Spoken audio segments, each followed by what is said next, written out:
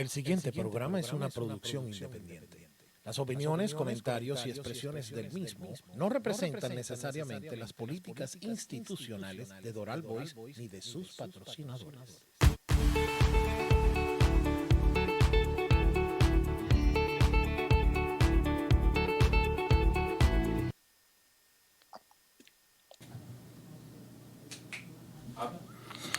Buenas tardes, amigos de Doral, bienvenidos a Así es, en esta tarde bien calurosa de Miami para la época, 72 grados, 5 y 2 minutos de la tarde. Estamos comenzando un programa que va a ser muy interesante porque voy a tener conmigo una persona que tiene un currículum magnífico, que conoce muy bien la forma de pensar de este país y del país nuestro. Y es un hombre que en una oportunidad escribió un libro que para mí es de cabecera, que se llama La franquicia cubana, una dictadura científica. Lo tengo a mi mano porque además por detrás tengo el currículum de mi gran amigo Eduardo Hurtado, quien se encuentra en Houston, Texas, y tuvo la amabilidad de aceptar la invitación en un día tan importante como hoy, que tenemos una noticia que está dándole la vuelta al mundo y nos está llenando de preocupación y de angustia, ¿no? Se trata, Eduardo, de un hombre que es licenciado, yo no sé en cuántas cosas, pero aquí dice el libro en Seguridad Estratégica y Gerencia de Protección. Es licenciado en Tecnología Electrónica, maestría en Administración Empresarial. Pero lo que me parece más interesante de todo es que, Eduardo, tú tienes doble carrera militar, una en Estados Unidos y una en Venezuela, o al revés. Comenzaste siendo militar en Venezuela y después te hiciste militar aquí. Bienvenido, Eduardo, a este programa. Gracias por estar. No, gracias a ti, Carlos, por la invitación y un saludo a toda la audiencia allá en el estado de Florida. Tú sabes que si hablamos de este libro, que es un libro, yo lo llamo un libro pitonizo, porque es un libro que dijo con bastante antelación todo lo que estamos viviendo en Venezuela, porque está hecho con mucho estudio y con mucha base social y política. Y para hablar de este libro tenemos que pasar por lo menos 2 o 3 programas antes, y eso es lo que yo quería hacer contigo la primera vez que hablamos para hacer un programa. Pero hoy se sucedió algo que nos pasa a un segundo plano, porque es un tema mundial muy importante, que es la invasión que hizo el gobierno ruso a través de Putin a Ucrania. Y un hombre que sabe tanto de muchas cosas y que vamos a aprender contigo de verdad, quería que tocáramos ese tema y viéramos lo que está pasando, cómo lo ves tú, qué sientes tú, cuál es el origen de esto, por qué sucede la invasión, porque no es una guerra, es una invasión. Sí, totalmente. Hay que tener bien claro y bien definido lo que es una intervención y lo que es una invasión. En el caso de Zelensky versus Putin, ¿no? Ucrania y Rusia. Y en el libro lo describo también, la importancia de Rusia en el control de Latinoamérica. Y hoy vemos el por qué ese pedacito de análisis que yo hice en el libro de la franquicia cubana con respecto a Rusia en Latinoamérica y el por qué Estados Unidos tenía que ponerle el ojo a eso, porque más adelante en esa avanzada geopolítica de Rusia nos íbamos a ver en problemas en tratar de controlar el continente. Entonces, este poder de esta guerra de poderes que se está suscitando ahorita entre Ucrania y la Unión Europea y Rusia es muy vital. Pero tenemos que entender algo también, lo que significa la OTAN y para qué se creó la OTAN o qué es lo que está pasando con ellos ahorita, ¿verdad? Cuando la OTAN se crea, tenían como objetivo disuadir, ¿no? Lo que Moscú pudiese hacer contra cualquier país en Europa. Si había una agresión violenta, bueno, todos estos países que estaban afiliados a la OTAN iban a contener a Rusia en caso de que sucediese lo que pasaba con Hitler, que quería controlar toda la región. Si Rusia lo quería hacer, bueno, responderían de forma conjunta. Entonces, cuando cae la Unión Soviética, desaparece, la OTAN básicamente perdió su razón de ser. Se continuaba teniendo la OTAN ahí, pero era algo muy, muy vago, muy tranquilo, ¿no? Entonces, con el terrorismo y el auge de algunas potencias orientales, más o menos la OTAN tenía algún tipo de movimiento. China, India y Rusia siempre han sido los revoltosos de la región. Cuando viene Trump a los Estados Unidos, es que la OTAN se revitaliza tras las amenazas de Rusia de nuevo por la guerra de Ucrania. Entonces, la OTAN era el pacto de amigos en contra o en protección de Rusia, pero para eso entonces se creó el pacto de Varsovia, que básicamente era lo opuesto a la OTAN, pero Rusia también buscó a sus amigos para tener ese OTAN ruso, vamos a llamarlo así, ¿no? Se Claro, llamaba Pacto de para la Guerra Varsovia. Fría. Exacto, pero eso se quedó así hasta cuando se cayó el muro de Berlín, hasta ese momento llegó el Pacto de Varsovia, pero después le pusieron otro nombre, la llamaban el OTSC, que creo que se llama Organización de Tratado de Seguridad Colectiva, un nombre ahí que le pusieron, ¿verdad? Entonces, pero también eran los aliados de Rusia contra los aliados de Estados Unidos. Claro, los dos bandos. Los dos bandos, entonces eran dos pandillas. Entonces, Ucrania siempre ha querido unirse a la OTAN para protegerse de Rusia. Sin embargo, hasta donde yo sé, y corrígeme que tú eres más inteligente que yo, hasta el momento yo creo que no, Ucrania no es formalmente un miembro de la OTAN. Entonces, la OTAN ha seguido una dinámica diplomática, mucha diplomacia, para contener esa avanzada rusa. Pero la supremacía rusa, que es de alto nivel, ha podido arropar a Ucrania y no lo van a poder contener por largo Sí, bueno, rato. mira, yo estaba, tú sabes, uno va escuchando las noticias y va analizando un poco lo que va sucediendo y busco el origen de esto y consigo tres que dan del lado de Rusia. Uno es que la OTAN se va a instalar en un territorio muy cercano a ellos para controlarlo. Ya sabemos que la OTAN es una alianza militar que data, no sé, del año 50, 49, algo así. Sí, Y se hizo para una defensa colectiva contra una potencia que, si tú me atacas, todos nos defendemos, pues. exacto. Ok, y eso ponérselo a Putin en el país como que no lo que no le gustaba mucho. Pero también Para ya en nada. el 2014, cuando el puerto en Crimea, ya se veía que Putin le tenía ganas a eso. Pero a eso súmale que es un país bastante rico. Bueno, Entonces, y acuérdate que ellos tienen el control de Crimea, los rusos, y el mar está ahí, el Mar Negro, es un punto estratégico para ellos. Y cuando tú dices que económicamente hablando, sí, Ucrania, después que pasó a ser, entre comillas, una democracia, imperfecta, pero democracia al fin, es mejor que nada, pasa a mejorar su economía y empiezan, es un país que tiene muchas bondades, tienen uranio, tienen titanio, tienen manganeso, hierro, mercurio, sí, es uno de los principales muchos recursos productores de hierro del naturales, sí, mundo. totalmente, inclusive el carbón es sumamente importante para Rusia, sobre todo por el frío, pero además de eso la parte agrícola, tienen tierras cultivables, tienen la cebada, el maíz, el trigo, que es sumamente importante El también en gas, Europa, el el gasoducto. gas, y tienen logísticamente la capacidad para alimentar aproximadamente 600 millones de personas.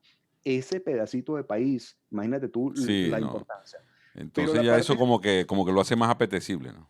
apetecible. Entonces, Rusia dice, si estos se meten en la OTAN, yo pierdo un control y un poder sobre Europa. Entonces, Rusia ha hecho una avanzada en América, en Latinoamérica, y ha tomado ese control, pero por otro lado no podía perder ese control en Europa. Entonces, esto era como un juego de ajedrez, ¿no? Yo te quito un peón y tú me quitas un alfil. Entonces, esa importancia económica, geopolítica, estratégica y sobre todo la parte más dura o más importante ha sido la parte petrolera y gasífera de la región. Entonces, ellos no piensan, Rusia no quiere compartir ese progreso económico y de poder que pudiese o que representa a Ucrania en la región. Sí, no, y poner a todos sus enemigos en la frontera con Bielorrusia, pues. Sí, sí, no, y acuerda que tienen ahí, estratégicamente tienen ahí un mar bueno, ahorita lo tienen rodeado de barcos y de cualquier cantidad de poder militar que tienen ahí desplegado ahorita. Casi que toda Rusia en sus fronteras tienen desplegado cualquier cantidad de baterías antiaéreas y misilísticas.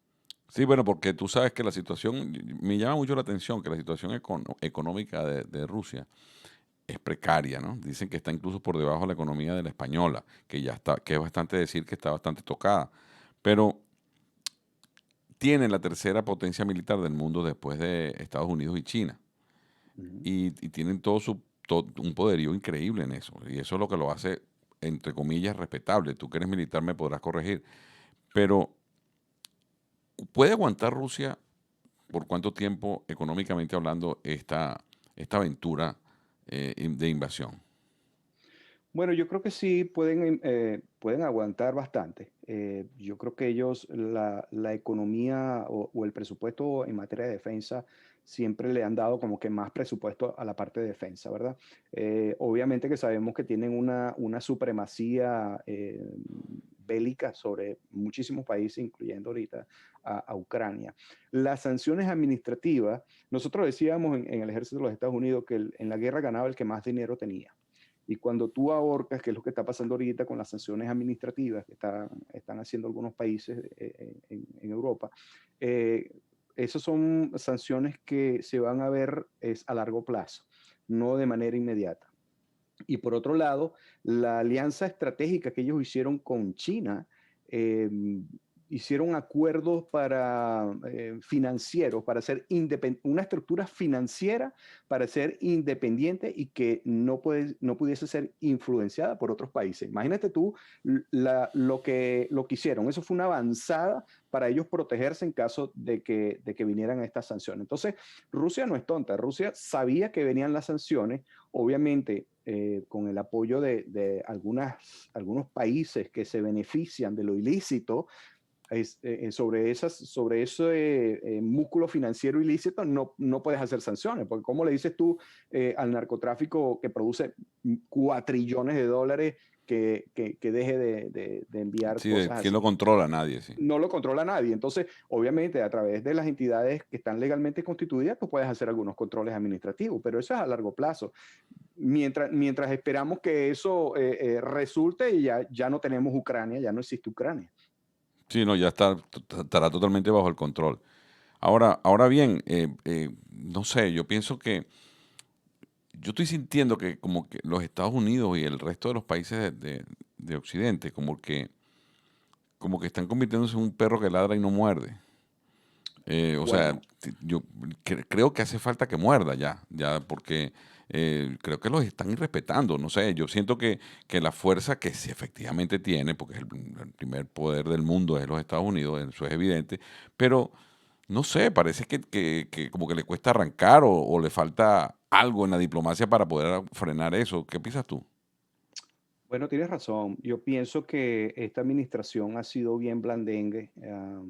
Hoy estaba escuchando las palabras del actual presidente de los Estados Unidos y mm, mira, no convenció a nadie, ni los mismos reporteros se tragaron el speech, ¿no? Que dicen. A pesar de que hoy fue un poquito más frontal en decir, bueno, admitió que Rusia invadió a Ucrania.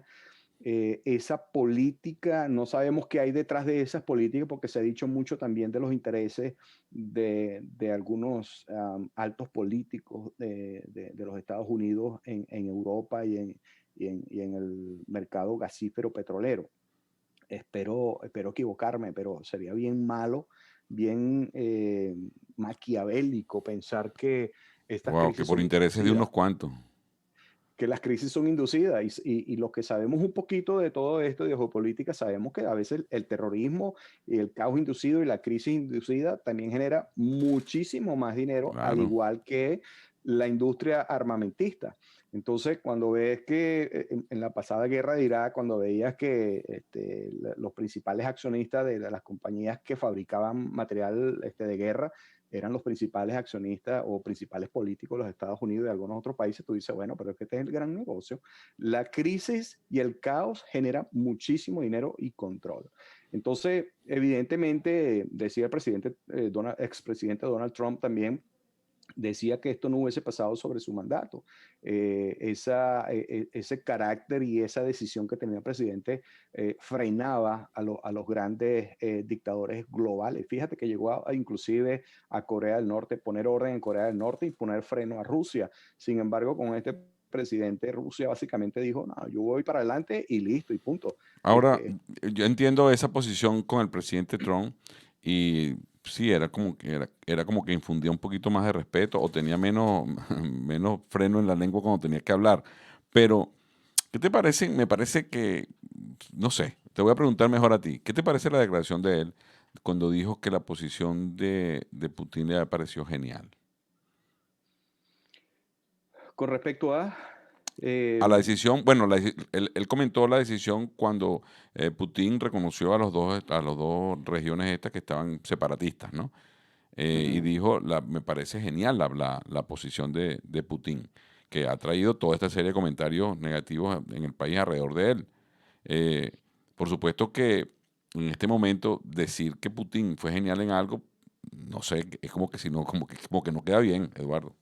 Bueno, lo que pasa es que yo supongo que él está hablando a nivel estratégico militar, ¿ok?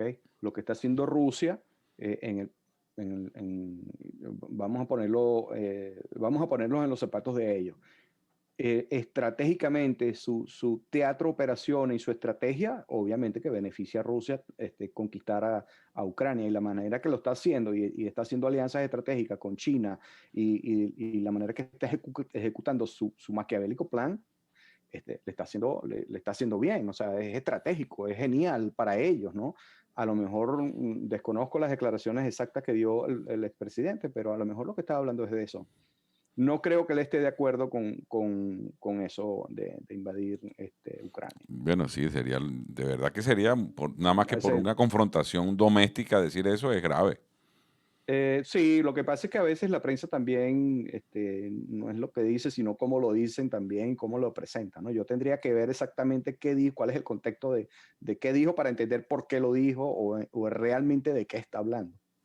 Mira, ¿y cómo será que en esta posición que tuvo el gobierno americano, por ejemplo, en retirar las tropas de Afganistán y, y una serie tú sabes, de manejos que se están sucediendo en el mundo como una manera un poco blandengue, como tú acabas de decir, también eso envalentona a cualquier dictador a hacerlo, a cualquier presidente a hacerlo, porque eh, mira, el presidente Biden viene diciendo desde hace días que va a invadir, que tenían informaciones de que lo iban a hacer e incluso mandó a retirar sus personas de allá. Y, y al final era como que va a venir el coco llega, pero el coco llegó. Y no hubo sino conversaciones previas, Macron y todos los presidentes que fueron a saludar allá, Ujú. y a de todos se burló, o sea, de todos les dejó le dejó la sensación de que no lo iba a hacer, pero no, hasta dijo que se retiraba y de golpe, ¡pum! Hoy a las 4 de la mañana amanece por 6 o 7 ciudades invadida Ucrania. Bueno, yo creo que el gobierno de los Estados Unidos, desde mi punto de vista como exmilitar y veterano de guerra, yo te puedo decir que hay un descontento en las Fuerzas Armadas para ir a una guerra de los Estados Unidos a este nivel. Tendría que haber una justificación que conecte emocionalmente con la ciudadanía norteamericana. Acuérdate que en la última guerra nos bajaron dos torres, las Torres Gemelas, y el país estuvo conectado y de acuerdo sin que le preguntaran, ya querían ir a la guerra. Pero en este caso no.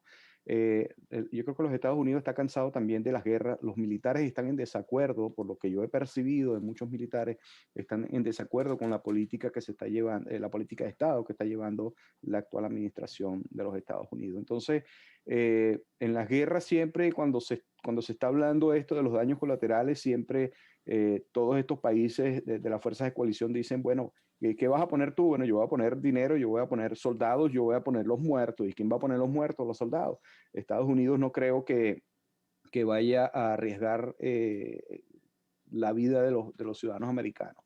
Es posible que hayan tropas desplegadas. Acuerda que tenemos Alemania, tenemos una base principal de las Fuerzas Armadas de los Estados Unidos en Alemania que pudiesen desplegar equipos y logística y personal hasta allá, pero no sé hasta qué punto Estados Unidos realmente quiere meterse en ese problema. Yo pienso que van a seguir con la diplomacia, eh, y las sanciones. No creo espero que no, ese es mi deseo, que no continúen y no sé realmente es que, mira, bajo esta administración es tan impredecible todo, que yo te puedo decir que no lo creo y de repente ocurre un desastre peor de lo que están haciendo.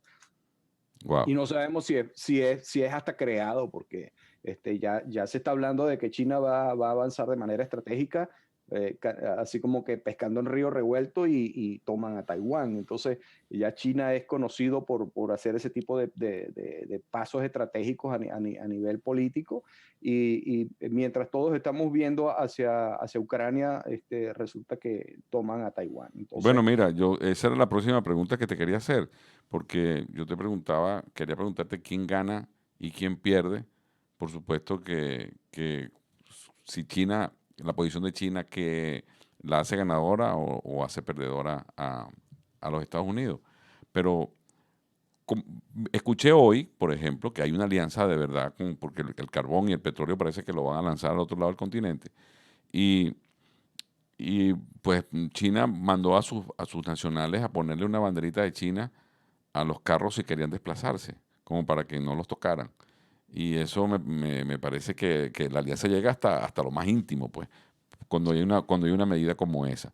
Y entonces tú dices que puede ser que pueden aprovechar la posibilidad de invadir Vietnam. Y no se pudiera hacer lo mismo por aquí, por América Latina. Que- ¿de parte de Rusia o de parte de Estados No, de Unidos? los Estados Unidos. Rusia está bien Bueno, enredada por allá como para venir a defender aquí a aliados que no le generan. sería lo ideal, ¿no? Yo creo que bajo otro mandato, yo creo que no hubiese pasado eso, pero pongamos en el escenario en que sí sucedía bajo otro presidente, yo creo que hubiese sido un peón por un peón, ¿no? Tú me quitas aquí, yo te quito aquí. Correcto. Estratégicamente así funciona, ¿no? Por otro lado, el hecho de que el comisionado pues, de defensa ruso haya ido a Cuba, Nicaragua y Venezuela, no fue a saludarlo, fue a ver, bueno, cuál es el apoyo logístico que me vas a dar tú aquí. A Cuba, básicamente pidiéndole permiso por el petróleo venezolano, pero al mismo tiempo no sabemos si Cuba, conociendo a los Castro como son de traidores, a lo mejor les quedan par de misiles ahí todavía, ahí en Rusia, en Cuba, En Cuba. que pudiesen utilizar en caso de emergencia. No sabemos, porque los Castros son muy habilidosos. Entonces, y por otro lado, el petróleo de Venezuela, básicamente le vuelven a tocar la puerta a Venezuela y dicen, mira, ahorita voy a necesitar petróleo, así que cuento contigo, claro que cuento contigo. Entonces, básicamente lo que está haciendo es el retorno de inversión de lo que han invertido Ujú. en estos países. Van a cobrar, Eso es un retorno de inversión. Yo cobrando invertí con aquí por lealtad, pues. tantos años, exactamente. Es que los rusos son básicamente los dueños de eso, los rusos y los chinos. Han penetrado tanto el mercado latinoamericano que ellos son los dueños de todo eso. Entonces, y el carbón que estabas mencionando es sumamente importante para China y ellos han estado muy debilitados con eso del carbón. Entonces, básicamente también los chinos le dijeron a los rusos, y yo me anoto en esa inversión en Ucrania, cuenta conmigo. Claro. Y es un poco lo que tú estás diciendo, la estrategia económica para no depender del mundo occidental, sino más bien del mundo asiático. Sí, totalmente, Ahora, totalmente. Una guerra de poder.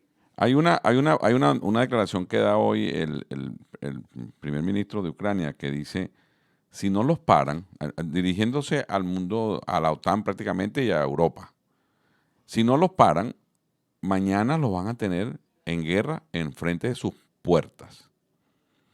Y se me antoja hacer analogía con lo que dijo el presidente Fernández hace un par de días de Argentina, que dijo, señores, Rusia, Argentina está a la orden para entrar por aquí a América Latina. Entonces, ¿será que ese mismo juego lo quieren hacer? Porque de verdad que es preocupante que un presidente de un país tan importante como Argentina se atreva a decir eso, se atreva el de México a decir eso, a decir también cosas muy parecidas. Ya sabemos lo que dice Venezuela, ya sabemos lo que dice Nicaragua, ya sabemos lo que dice Cuba, pero es que ese camino que está recorriendo ese socialismo es tan importante como para que los Estados Unidos no se den cuenta que nos están tocando las puertas con guerra o con su guerra. Bueno, el camino del dicho al hecho hay mucho trecho, dice la frase, ¿no? México y todos estos países en Latinoamérica pueden decir lo que sea, pero esos son votos políticos, esos son eh, apoyos diplomáticos, pero de ahí a que traten de enfrentar a los Estados Unidos, no lo creo. Fíjate que Brasil, uno se preguntaba, ¿y qué hace Bolsonaro en En Rusia? Rusia, sí. ¿Verdad? Que tú dices, bueno, pero Bolsonaro no era anticomunista y todo esto. Eso es un gran negocio, porque yo me pongo los zapatos de Bolsonaro. ¿Y qué haría yo en Rusia? Bueno, mira, epa, yo tengo aquí petróleo en Brasil, aquí estoy a la orden, cualquier cosa, ¿verdad? Sabiendo él que el petróleo está subiendo y está fluctuando ahorita entre 98 y 99, pero va a seguir subiendo y los Sí, no, precios ya de gasolina. hoy pasó para abrir ya la barrera de los 100. Ah, bueno, imagínate, yo lo chequeé hace unos minutos y estaba en la página que estaba en 99, pero va a seguir Exacto. subiendo. Y ya hemos visto los daños colaterales que está sufriendo la economía en los Estados Unidos. En algunos estados está la gasolina en $6 el galón. Entonces, ni siquiera en la guerra con Irak yo vi eso. Creo que lo máximo que lo vi fue a $4.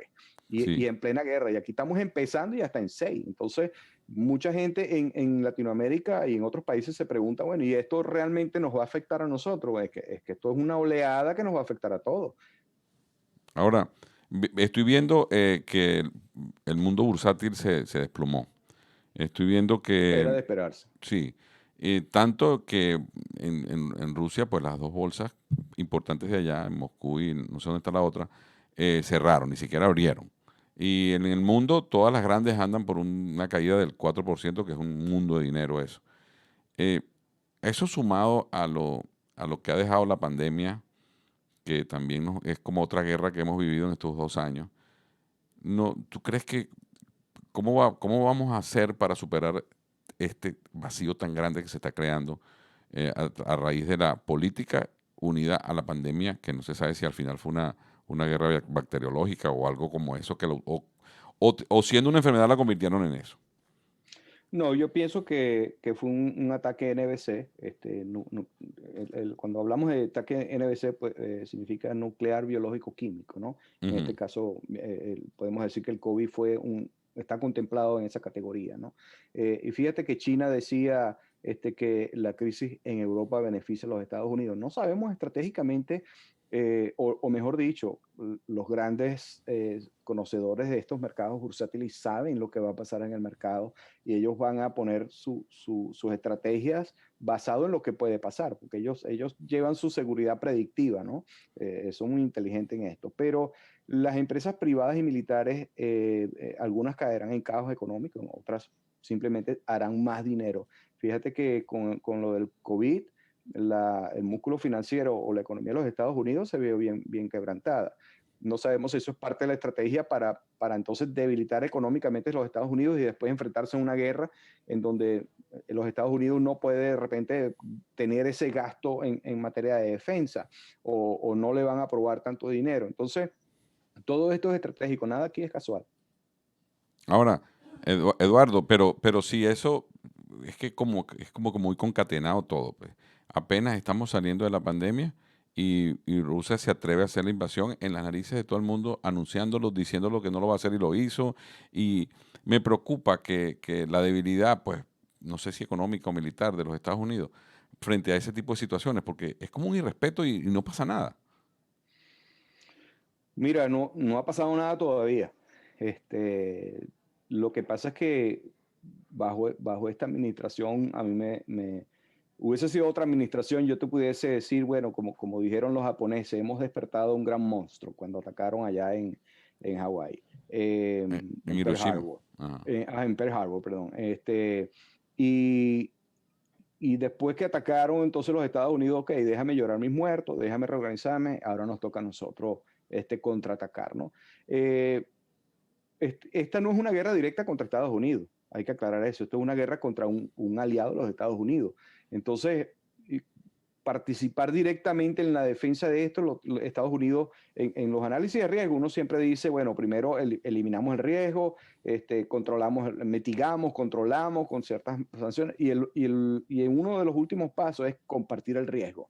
Eso es lo que está haciendo Estados Unidos a través de la OTAN. Vamos a compartir el riesgo. ¿Cómo vamos a hacer entre todos para contener a Rusia, echarlos hacia atrás? Entonces vamos a necesitar poder militar, poder bélico, estrategias, sanciones administrativas. ¿Qué es lo que vamos a hacer? Entonces, Estados Unidos sabía, porque no es sorpresa para ellos, porque en las salas situacionales tú pones todos los escenarios. Tú dices, ¿qué pasa si no invade y qué pasa si invade? Y si invade, ¿qué es lo que vamos a hacer? ¿Y en cuánto tiempo lo vamos a hacer? ¿Y qué es lo que vamos a hacer? Entonces, ellos estarán ahora enfocándose en la opción B de que qué pasaba si Rusia atacaba.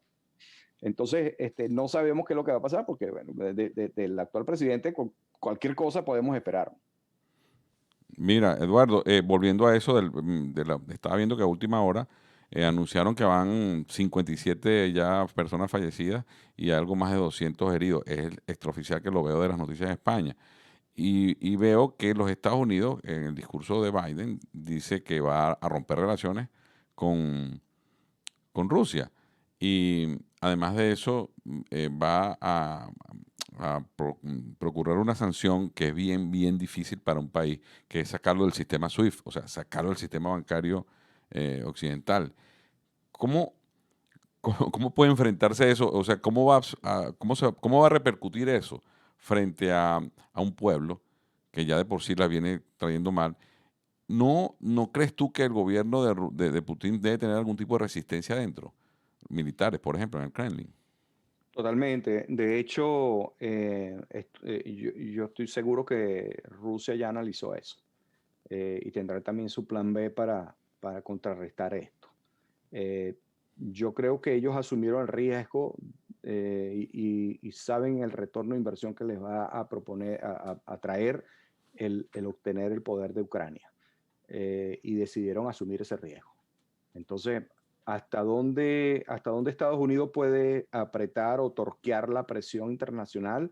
No sabemos, pero ellos van poco a poco, van apretando las válvulas y van viendo cómo va reaccionando. Lo que pasa es que eso no es de un día para otro. Eso no es que yo voy a cerrar este músculo financiero por este lado y al otro día Rusia se está retornando hacia Rusia. Esto va a durar quizás meses, 2, 3, 4, 5 meses, no sabemos cuánto. Y cuál es la capacidad de resistencia también de los rusos, que ahorita que vamos a ver todas esas cosas. Sin embargo, mientras eso sucede, mientras nosotros vemos la diplomacia de manera a muy poca velocidad de los Estados Unidos y las fuerzas de coalición o la OTAN, están muriendo personas, porque mientras estos están hablando, aquellos están echando plomo y tirando cohetes y tirando balazos y al mismo tiempo la gente tratando de salir de Rusia hacia otros países que están en su frontera, pues Polonia y otros países, para tratar de huir de esa guerra. Entonces, mira, todo esto estamos como que viendo los trolls de la barrera, pero esto no pinta bien. O sea, pero puede ser, entre las cosas que pueden pasar, puede estar el final de Putin. Puede ser su fin. Puede ser que esté cavándose su tumba política, ¿no? Mira, si Estados Unidos quiere hacerlo y quiere tomar con la misma determinación de Rusia hacia Ucrania, y Estados Unidos hace algo con la misma determinación, sí, pudiese pasar algo bien feo en Rusia, inclusive en China también. Ahora, si sería ese el caso, pues yo me imagino cómo se va a mudar esa estrategia hacia América Latina, que es al final lo que... Porque yo no sé, yo tengo la impresión, Eduardo, de que esta guerra o esta invasión va a llegar hasta Ucrania. Tengo esa impresión que es el primer objetivo de Putin. No creo que se atreva a pasar un centímetro más, porque Lituania y eso ya pidieron la ayuda de la OTAN y están listos para hacerlo. O sea, de los países que eran de la Unión Soviética, pues creo que este es el único que le interesa de verdad a los rusos por ahora. Y, y eso puede ser que sea lo que está como solapadamente pactado, ¿no crees tú? Bueno, lo que pasa es que tienes razón ahí, estoy de acuerdo contigo. Acuérdate que lo que hablamos al principio, Ucrania oficialmente no era miembro de la OTAN, pero si Rusia va un poquito más allá a países que son de la OTAN, se esperaría una reacción de defensa por esos territorios. Y de no pasar así, bueno, la OTAN pasaría a ser las de reír del mundo. O sea, sería lo peor que pudiese pasarnos a esta comunidad internacional. Sería bien triste, ¿no? Que se descubra que países como Alemania, Inglaterra, Turquía, Estados Unidos, todos esos países, Australia, que también forman parte de la OTAN, pudieran quedar en ridículo ante una exigencia de un país miembro y que no puedan hacer nada. Bueno, Estados Unidos siempre ha sido el pionero en proceder, ¿no? Y siempre ha sido el que más pone todo, ¿no? La logística, el personal y todo eso, y las otras fuerzas de coalición lo que hacen es poner parte de la logística, dinero, resguardo, médicos y otros tipos de personal. Al menos eso fue lo que yo viví durante mi periodo como militar en los Estados Unidos. Y con respecto a los otros países en Latinoamérica, esto es como cuando el bravucón del barrio tiene un padrino que es más fuerte y es el que somete a todos los del barrio. Si se va el padrote, el bravucón, los demás quedan desvalidos, ¿no? Si cae Rusia o cae China o se debilitan y quedan heridos políticamente y logísticamente, obviamente que los otros países van a tener que bajarle dos al tema. Um, que sería la parte vulnerable de ellos en ese momento, sería la mejor oportunidad para los Estados Unidos para reaccionar y tratar de hacer un cambio estructural en las políticas de Latinoamérica. Pero volvemos de nuevo al punto de inicio. Eh, estamos bajo un estilo de gobierno que está apuntando al socialismo también. Entonces no sabemos si son ¿Tú crees en cómplices. verdad eso, Eduardo? ¿Tú crees en Yo verdad sí, que este bueno, país está dirigido por personas que les gusta el socialismo? ¿Son más o menos felices con esa forma de pensar? no es lo que yo creo, es lo que hemos visto, o sea, está demostrado, está cuantificado. Esto no es un pensamiento hipotético, esto es una dictadura científica lo que estamos viviendo. Por eso estábamos hablando de caos inducido y crisis inducida. No tiene sentido, pues, las cosas que están haciendo. Fíjate la seguridad fronteriza. Cuando asumimos, y me voy a desviar un poquito del tema de Ucrania, pero cuando nosotros asumimos este nuevo gobierno, o cuando asumieron ellos este nuevo gobierno, el sistema de defensa fronterizo estaba en los análisis de riesgo. Primero viene eliminación, como te dije, mitigación, y control. Estamos en la tercera fase. Cuando decimos control, hablamos de control administrativo y de ingeniería. Administrativo con política, procedimientos, capacitación. Y de ingeniería, bueno, los equipos electrónicos, dotar al personal, helicópteros, seguridad, ¿cómo se llama? El wall, la pared que se estaba construyendo. Pero después de eso viene compartir el riesgo, que era lo que hacía Estados Unidos, lo que hacía Trump, le decía a México: mira, párame ahí a todos esos pocos inmigrantes que vienen, porque ya eso es un caos inducido lo que me están queriendo hacer en los Claro. Estados Unidos. Era evidente. Y Estados Unidos le decía: bueno, te voy a dar tantos millones de dólares y tú resuelve ahí, me los paras ahí. Eso es compartir el riesgo. Pero ahora llegamos a la última fase, que es donde no queremos estar, que es asumir el riesgo. Ya Estados Unidos está en esa fase de asumir el riesgo. Y como decíamos en una reunión hace unos días, como decía el expresidente, decía "Make America Great Again". Ujú. Nosotros estamos diciendo ahora es haz la seguridad de nuevo great again, O sea, si estamos en la última fase, que es asumir riesgo, queremos volver, aunque sea, a las medidas administrativas y de ingeniería, por lo menos para medio controlar. Para sentir la seguridad nuevamente. Bueno, para sentir algo más de seguridad, porque no la mejoramos en ningún momento. Al contrario, la empeoramos. Sí, y no, y se está sintiendo eso, que países de Centroamérica, pues, evidentemente haciendo las caravanas de gente. He visto cantidad de venezolanos que yo nunca me imaginé que iba a haber venezolanos pasando por el río, por el Río Grande o por cualquier Sí. otro lado de la frontera. Y bueno, y eso no era lo que sucedía, eso tiene muy poco tiempo para acá. O sea, hay Bueno, alguien que está tratando de complacer con eso. Además de que bueno, los coyotes se ganen su plátano. eso es lo que te iba a decir. Se ha creado un negocio paralelo ahí muy sustantivo. Acuérdate que el tráfico humano es un negocio multimillonario a nivel internacional. Y el nuevo negocio que se ha creado desde Sudamérica ahora hacia los Estados Unidos, está reportando, mira, más de $100 millones al mes, no sé cuánto, pero es muchísimo. En Fíjate que en estos estos días días vi, estaba hablando que es importante, hablando con un abogado de inmigración que está por allá por donde tú estás en Texas. Él me decía que la gente está como feliz. No, llegué, me recibieron, tomé el pasaporte, pase, le tienen 2 días preso, se va y tal. ¿Dónde va usted? Ah, bueno, yo estoy en Miami, casa de mi tía, casa de mi padrino. Y hacen firmar un papel que no revisan o no saben porque está en inglés. Y ese papel lo que la es deportación. una sentencia, una deportación voluntaria lo que están firmando. Exacto. Y, Sí, y hay de todo. Mira, aquí en Texas escuchamos de todo. Y a mí me da mucho pesar pues ver todas estas personas que asumen ese riesgo. eh, pero también llega muchísima gente buena, gente que quiere salir adelante, gente que, claro, la gran bueno, mayoría. está, sí, y dicen, bueno, ya no aguanto esto, tengo que salir de Venezuela o del país que estén, ¿no? Pero cuando tú ves caravanas de gente y ves individuos pagándoles a los líderes de las caravanas y todo eso, ya tú sabes que eso es una crisis inducida, eso ya es un plan político, ya eso es terrorismo doméstico, eso es otra cosa.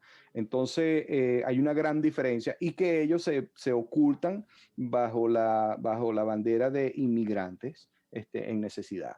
Entonces, a eso es lo que se refería el presidente Trump, ¿no?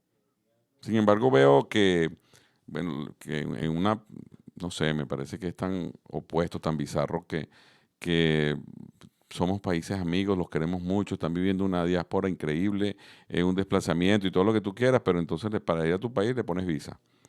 Estoy viendo que en Honduras las van a poner, las pusieron en Nicaragua, las pusieron en México, las están poniendo en todas Sí. partes. Y tú dices, ¿de verdad tienen la intención de ayudar?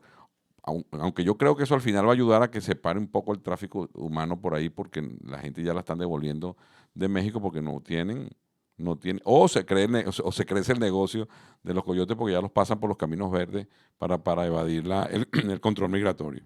Bueno, eso siempre le van a buscar la vuelta, ¿no?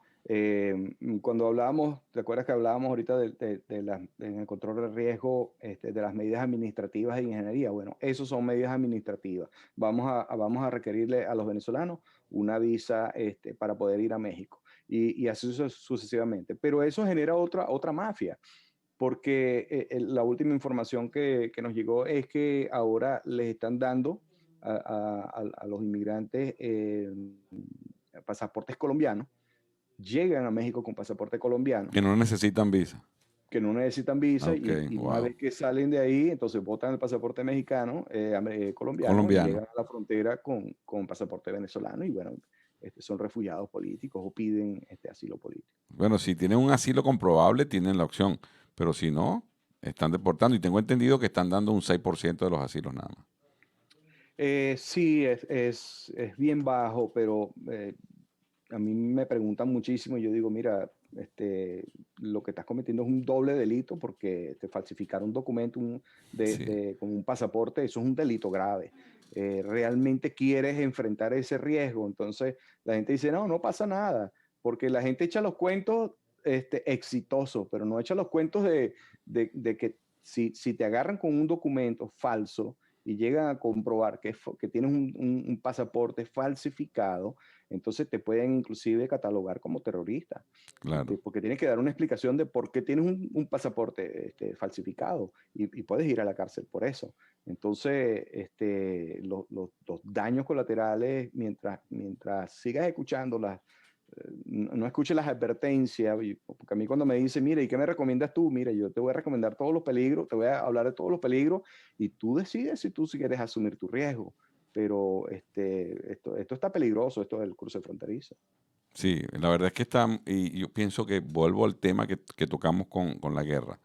Ujú. Le hace falta morder y no ladrar a este país, porque Totalmente. todo el mundo está como faltándole el respeto de una manera, pero descarada.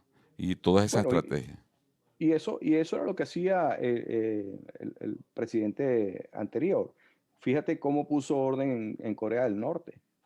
El Corea del Norte lanzando misiles y eso, y el presidente agarró el teléfono y llamó al coreano y le dijo, bueno, ¿qué pasó, vale? O sea, Sí, le mandó un necesito, misil, fue el presidente chino que le mandó.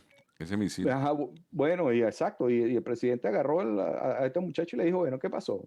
¿Quiere o no quiere guerra? Entonces vamos a definir esto de una vez, pero y el tipo se quedó quieto, hasta el punto que lograron algo históricamente, hablando de que cruzó la frontera de Corea del Sur a Corea del Norte y se dieron la mano. Eso es histórico, Sí, correcto. Y eso y no el le primer dieron la ministro chino importancia también que, vino a reunirse bueno, en Corea del Norte. y fíjate, eso, bueno, lo que hicieron fue un gran avance hacia la paz y hacia los acuerdos internacionales. Y eso no le dieron el valor que realmente tiene. Sin embargo, hoy día, en estos días vi que ya el coreano empezó a lanzar Otra fuegos vez. artificiales de nuevo, siguió con el mismo jueguito. Entonces, estaba tranquilo y ahora empezó de nuevo con la fregadera. Bueno, porque eso forma parte creo que de una comparsa mundial para tratar de desestabilizar y sacarle un provecho económico a todo eso. Yo era lo que creía que no Totalmente. iba a haber esta invasión a cambio de una bonificación de dinero que iba a tener Putin, pero no, quiere más. Quiere más control. Para ellos, el control sobre Europa es vital. Bueno, si tomaron esta decisión es porque realmente lo necesitan y creyeron o consideraron que el riesgo valía la pena, tomar este riesgo y recuperar esa región. Y me imagino que los beneficios que ellos han sacado de este riesgo que están asumiendo es el momento ideal, porque a lo mejor los Estados Unidos están en su peor momento político, por esta política de permisiva que tenemos hoy día. Y bueno, dijeron, bueno, si no es ahorita, no es nunca. Claro. Y además de eso, estamos como esperando a que los Estados Unidos reaccionen ante muchas cosas. Entonces tú dices, bueno, los Estados Unidos, por ser, no sé, imperio, porque de verdad que es un imperio, pero por todas partes Totalmente. lo tocan. Entonces, en América Latina estamos minados que al punto de que un día de esto Colombia también cae en lo mismo, Chile cayó y Argentina está, Bolivia está, Ecuador va a caer un día de esto también, Brasil está a punto otra vez con Lula. Entonces tú dices, bueno, y es que no les importa América Latina o les importa más otras regiones, porque también hay que entender con un dron le volaron el carro a este general Ujú. de Irán. Entonces, ¿por qué Sí, no han hecho eso con América Latina? ¿Por qué han dejado avanzar tanto eso? bueno, los niveles de infiltración que tenemos en la avanzada política son niveles que ni siquiera nosotros nos imaginamos, ¿no? Cuando tienes un músculo financiero del narcotráfico de $4 trillones, obviamente que puedes comprar la opinión pública a través de los medios de comunicación social. Con lo que produce, perdón, el narcotráfico diariamente, compras una emisora de televisión y pones a transmitir todos los días un mensaje, lo que llamamos nosotros una programación, ¿verdad? Entonces ahí caemos entonces a otro tema que es el coma psicológico inducido, crear las matrices de opinión. Entonces el individuo cae en lo que llamamos también el estado de negación, que se empieza a creer todo. En Estados Unidos, por ejemplo, la población latina que no habla inglés, ¿qué ve? Es puros noticieros socialistas o Partido Demócrata, ¿no? ¿Y qué es lo que están promoviendo ahorita? Bueno, todos los antivalores que sabemos, los valores antifamiliares y todas esas cosas, ¿no? Pero no voy a entrar en ese tema porque prefiero respetar lo que cada quien piense. Sin embargo, las estadísticas están ahí. Sí, y van acabando con la institución de la familia, que yo creo que es el principal problema que tiene el mundo. Bueno, la familia es la base de la sociedad y tú necesitas, en el triángulo de Maslow, te dice que necesitas primero ser aceptado socialmente, necesitas pertenecer socialmente, pero también necesitas algo muy importante que es la seguridad.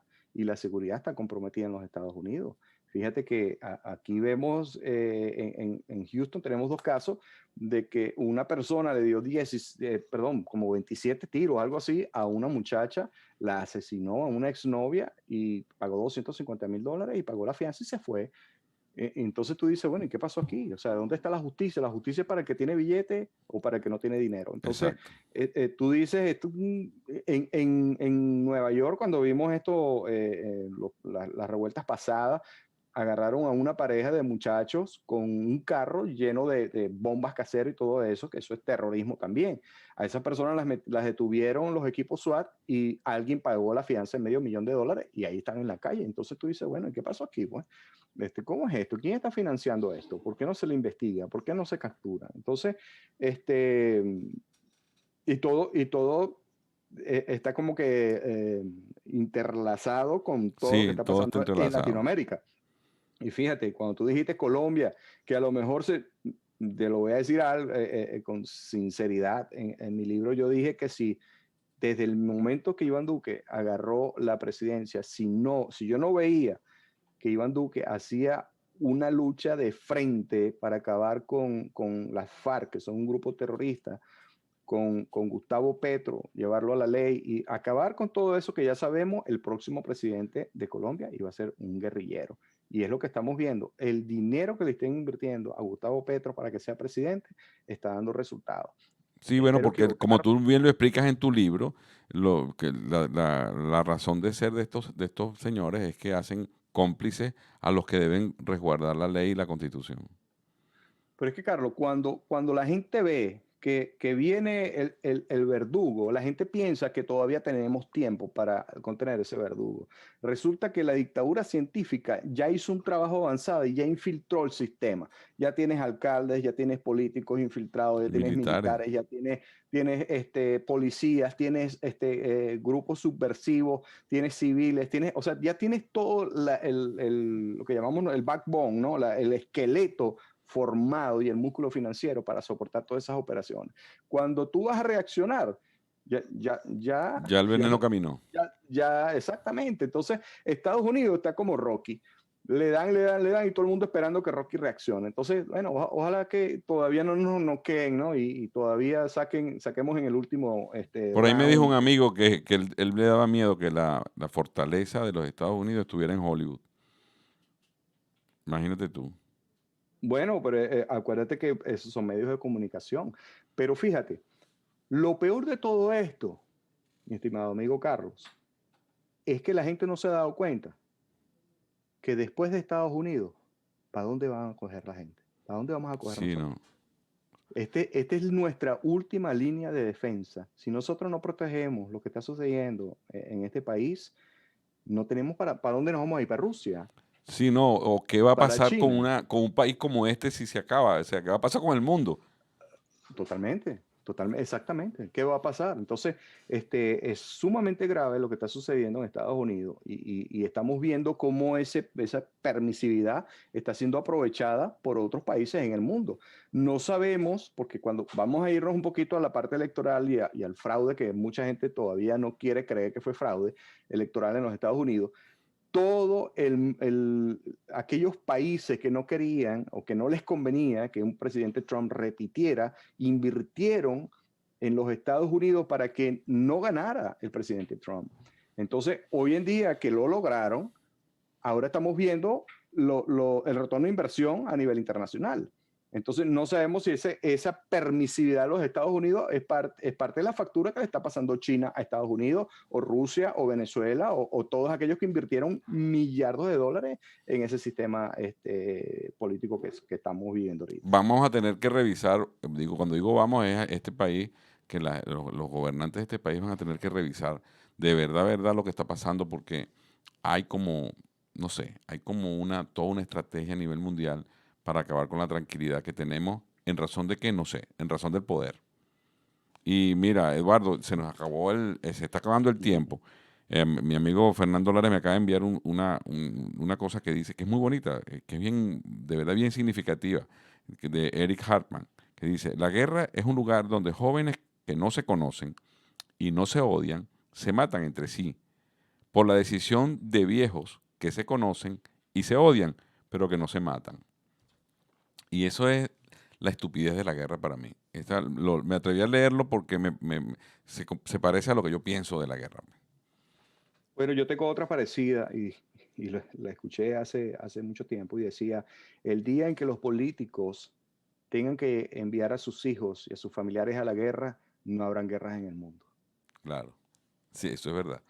Eso es Sí. verdad y de verdad que lamentablemente también tengo que decirte que pienso que una de las cosas que está haciéndole más daño a la democracia es su razón de ser, que son las elecciones. La razón de ser de una democracia está en las elecciones, pero todo el mundo trabaja en función de las elecciones y llegan hasta aprobarse, por ejemplo, como ayer en Colombia, un aborto de 25 semanas, algo así como casi 6 meses. Eso es un infanticidio. Totalmente. Pero no pueden oponerse a eso porque hay un poco de mujeres que estaban afuera pidiendo y hombres pidiendo que sí, que se aprobara eso. Y si no lo aprobamos, entonces no votan por mí. Y la complacencia que tiene la demagogia en las elecciones está haciendo que la democracia cada día sea más débil por eso, porque nadie quiere asumir ninguna decisión que sea fuerte, pero que sea para salvar la sociedad o la familia o la humanidad misma.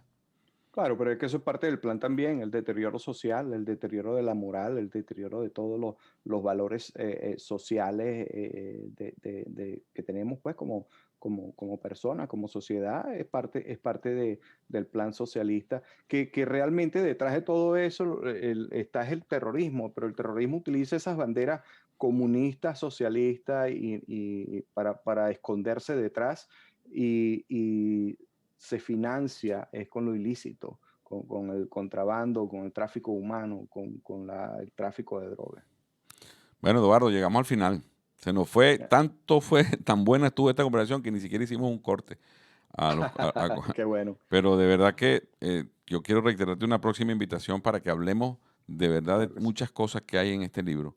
Que, Excelente, cuando y gustes. porque de verdad, lo tenemos que desglosar en muchos aspectos que se están sucediendo hoy y que tú con esa maravillosa sapiencia lo pudiste ver con anticipación. Amén. Estás invitado de verdad y muchísimas gracias, Eduardo. Gracias a ti por la invitación y un saludo para toda tu audiencia allá en Florida. Bueno, amigos, ese Hasta fue luego. Eduardo Hurtado desde Texas y espero que les haya gustado este programa. A mí me encantó porque además uno aprende con Eduardo cada vez que habla. Hasta aquí este programa y nos vemos en la próxima oportunidad.